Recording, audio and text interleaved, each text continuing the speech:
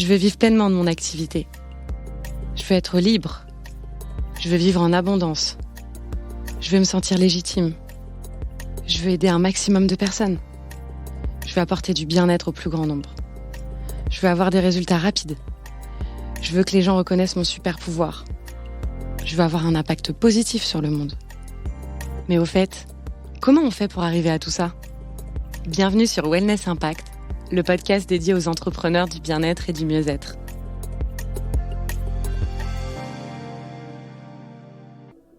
Ça y est, c'est le retour de la Wellness Impact Academy, le parcours création.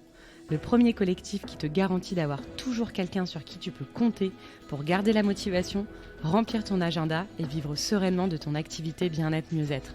Alors si tu es dans le secteur du bien-être mieux-être et que tu viens de débuter ton activité, ou bien que tu as déjà débuté et que tu souhaites un véritable coup de pouce pour incarner ta mission de vie, jette-y un coup d'œil rapidement. 24 heures d'accompagnement en groupe et en individuel, de nombreuses ressources audio et vidéo, une hotline pour poser toutes tes questions. Bref, la WIA est un programme hyper complet pour te permettre de propulser ton activité. En plus, notre accompagnement est éligible au CPF. Rejoins notre communauté de plus de 500 entrepreneurs du bien-être et du mieux-être. Toutes les infos sur coplenny.fr/wellness-impact-academy.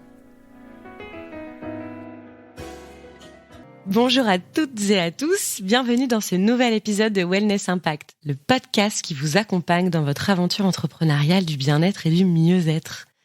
Alors aujourd'hui, on va parler d'un sujet essentiel pour tous les entrepreneurs de ce secteur. Savoir dire non et poser des limites. Non !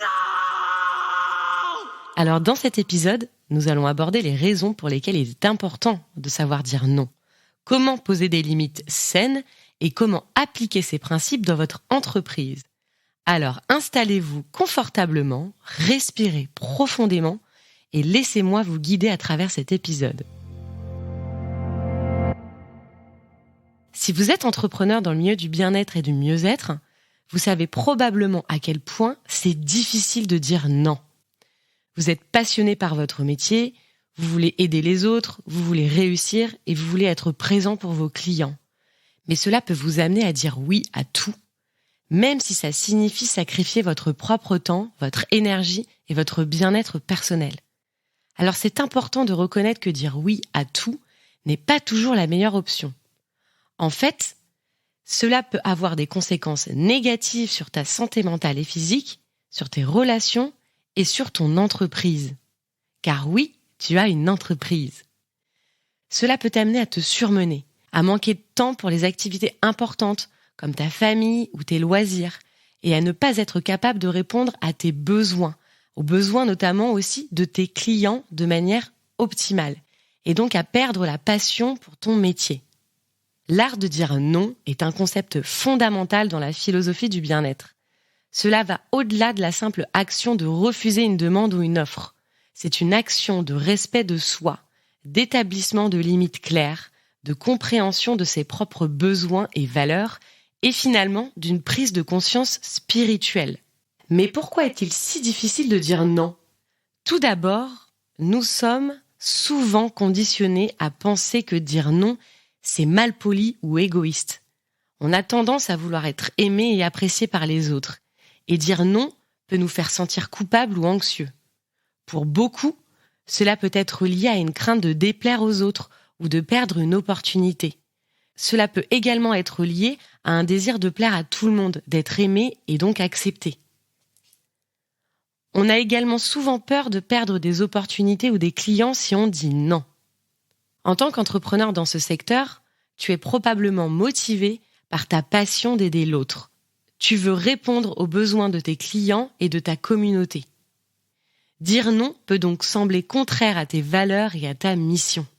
Mais il est important de se rappeler que dire non ne signifie pas que tu es égoïste ou que tu n'aimes pas l'autre.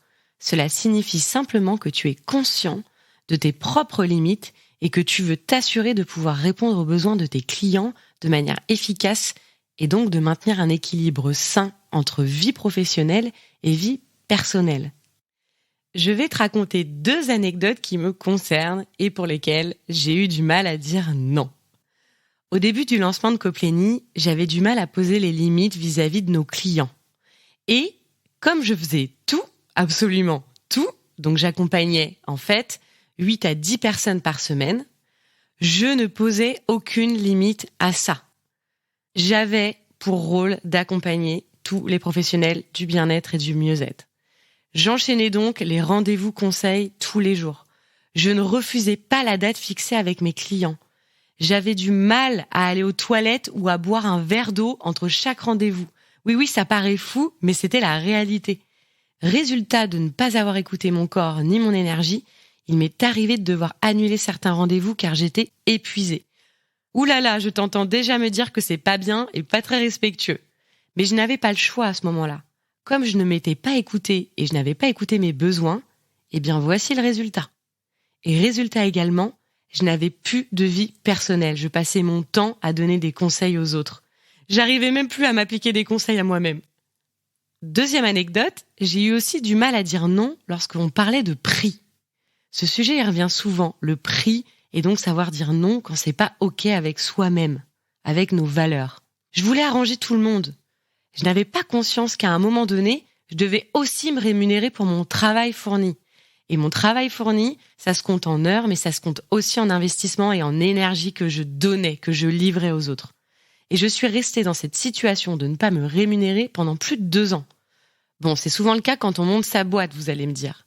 Mais là, cette conséquence commençait à me peser et c'était surtout étroitement lié au fait que j'acceptais toutes les conditions, tant sur le prix de mes prestations, le temps accordé, que ce que je faisais aussi avec mon équipe.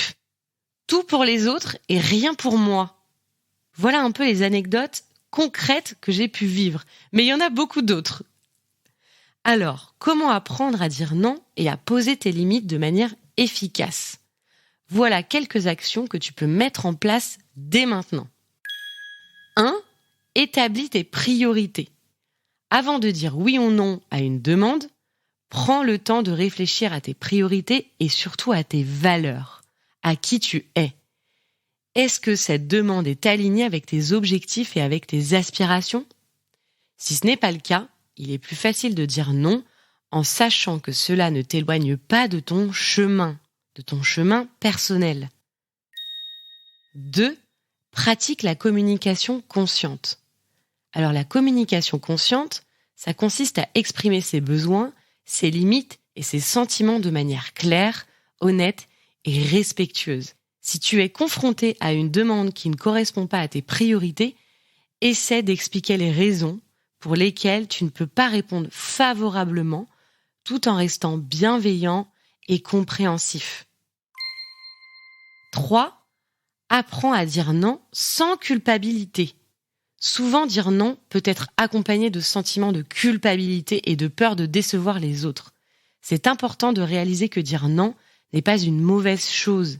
Ça fait partie de la construction d'une entreprise durable et de la préservation de tes propres équilibres de vie, de tes propres domaines de vie. Rappelle-toi que tu as le droit de dire non sans ressentir de la culpabilité. C'est OK. 4. Sois créatif dans tes solutions alternatives. Si tu ne peux pas répondre favorablement à une demande, essaie de proposer des solutions alternatives qui peuvent aider la personne tout en respectant tes limites. Par exemple, tu peux suggérer une autre personne ou entreprise qui pourrait répondre mieux à sa demande. 5. Prends du temps pour toi. Prendre du temps pour soi, c'est essentiel pour maintenir un équilibre sain entre vie pro et perso. Écoute ton corps et tes besoins. Prends le temps de te poser et de te reposer, de te ressourcer et de pratiquer des activités qui te nourrissent réellement. C'est important également de se rappeler que dire non de manière professionnelle et respectueuse est une compétence que tu peux apprendre et perfectionner avec le temps. En ayant des limites claires et en sachant dire non quand il le faut, tu peux gérer ton temps et ton énergie de manière plus efficace et productive, tout en protégeant ton bien-être personnel. L'essentiel, non ? En conclusion, je dirais que dire oui à tout peut sembler être la meilleure option pour aider les autres à développer ton entreprise. Mais cela peut en réalité nuire à ta santé et à ton entreprise à long terme. Cela aussi peut t'aider à te concentrer sur ce qui est vraiment important pour toi et pour ton entreprise, pour ton activité, tout en protégeant ton bien-être personnel et ton efficacité professionnelle. Let's go! J'espère que cet épisode pourra t'aider à dire non plus souvent et à dire oui avec beaucoup plus de respect de toi. À très vite! Merci d'avoir écouté cet épisode. J'espère qu'il saura t'aider et t'éclairer. N'hésite pas à le diffuser à un maximum de personnes. Et n'oublie pas de t'abonner sur mon compte Instagram léa.misspoulet. À bientôt!